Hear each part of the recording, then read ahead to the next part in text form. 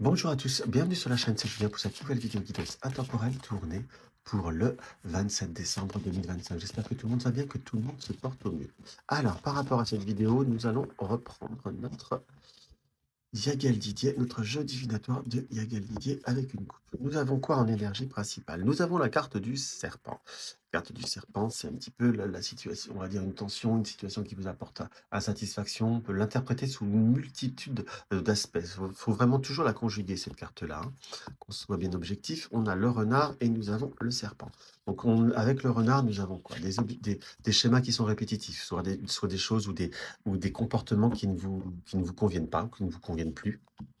Je vous dirais, le renard nous annonce la ruse aussi, hein, qu'on soit d'accord. Donc, par rapport à certains schémas que vous souhaitez voir, à éviter de voir se reproduire, ou de certains comportements, ou certains schémas. Oui, j'ai vraiment ce mot de schéma répétitif qu'il va falloir éviter de laisser s'installer. Pourquoi je dis éviter? Puisque nous avons la carte de l'anneau. Donc, on sent comme quelque chose qui arrive, quelque chose qui vient, hein, qu'on soit d'accord, surtout avec la carte du cavalier. Donc, on a soit un retour d'une personne, soit un retour d'une communication, enfin, on a comme un retour, on a des nouvelles, on a quelque chose qui arrive vers vous.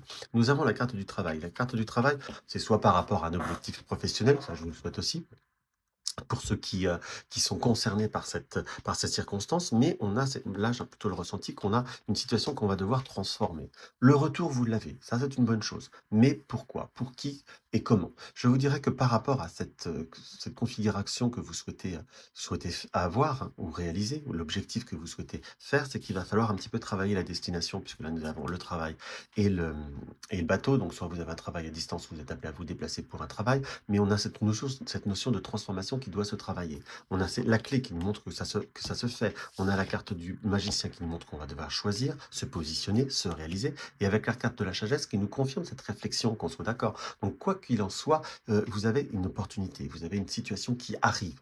Possibilité de changement.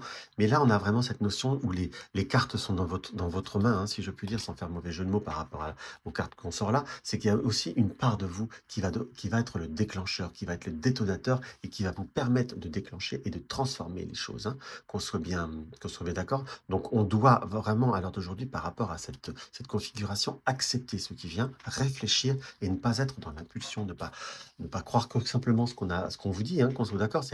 Je dis pas qu'il y a un manque de sincérité, mais il y a certainement un manque de fermeté ou de capacité d'évolution. Donc, on doit l'amener pour l'obtenir, si je puis dire. Mais c'est vous qui pouvez être la lanterne, la personne qui va pouvoir diriger.